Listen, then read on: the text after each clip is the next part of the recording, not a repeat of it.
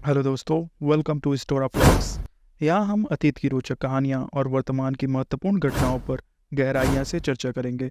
इतिहास और ज्ञान की इस यात्रा में हमारे साथ जुड़े और नए वीडियो के लिए सब्सक्राइब करना ना भूलें। Let's drive into history together with हिस्टोरा फ्लॉग्स।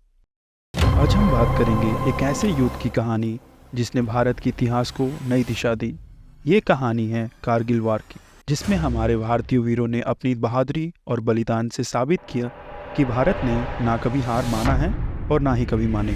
सन 1999 के मई के महीने की शुरुआत में जब हिमालय में बर्फ पिघलने लगी, बतालिक सेक्टर में भारतीय चरवाहों ने पहाड़ों पर एक अजीब हरकत देखी। जो उन्होंने देखा वो कोई आम पेट्रोल नहीं था। जल्दी ही भारतीय सेना ने महसूस किया कि जिस पोजीशन को उन्होंने कठोर सर्दियों के दौरान खाली कर दिया था, उन्हें पाकिस्तानी घुसपैठियों ने कब्जा कर लिया। जल्दी ही रिकनेंस मिशन ने सबसे बुरी आशंकाओं की पुष्टि कर दी। घुसपैठियों में सिर्फ मिलिटेंट्स नहीं थे, वो पाकिस्तानी सैनिक थे जिन्होंने टोलिंग, टाइगर हिल्स और पॉइंट 4875 जैसे महत्वपूर्ण चोटियों पर कब्जा कर लिया था। भारतीय सेना ने तुरंत ऑपरेशन विजय शुरू किया। कब्जा की गई जमीन को वापस लेने के लिए एक ऐसा मिशन जो इतिहास के पन्नों पर सुनहरी अक्षरों में लिखा गया। ऑपरेशन विजय कोई आम मिलिट्री ऑपरेशन नहीं था। ये एक युद्ध था जो 16,000 फीट की ऊंचाइयों पर लड़ा गया, जहां ऑक्सीजन का लेवल कम था और हर कदम जानलेवा हो सकता था। फिर भी भारतीय सैनिकों ने अपनी वीरता के साथ दुश्मनों के ठिकाने पर हमला किया।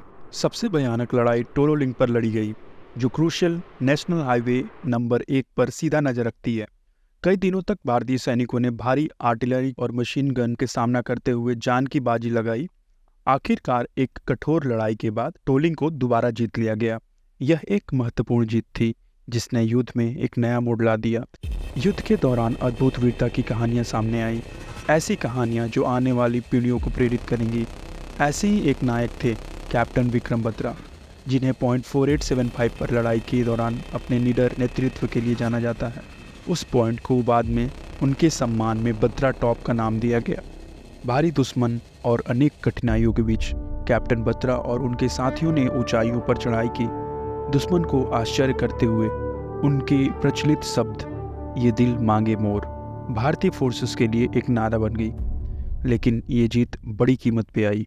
कैप्टन बत्रा युद्ध में शहीद हो गया और वीरता बलिदान के प्रतीक बन गया।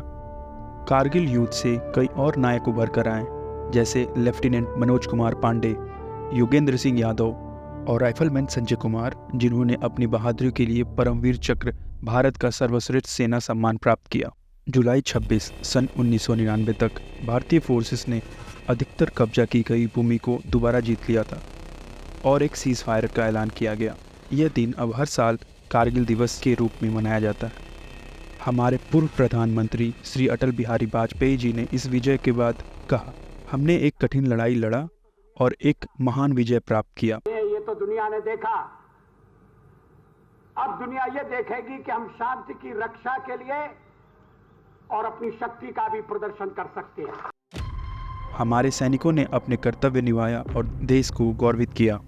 आज जब हम कारगिल विजय दिवस मनाते हैं तो हम उन वीरों को श्रद्धांजलि अर्पित करते हैं जिन्होंने हमारी स्वतंत्रता और सुरक्षा के लिए अपने प्राणों की आहुति दी। उनकी बहादुरी और बलिदान को हम कभी नहीं भूल सकते। उनकी वीरता और साहस ने हमें यह सिखाया कि कोई भी चुनौती इतनी बड़ी नहीं होती जिसे हम पार न कर सकें।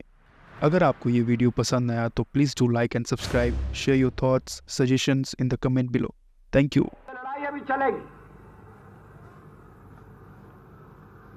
और इस लड़ाई को जीतने के लिए हमें प्रयास करना है।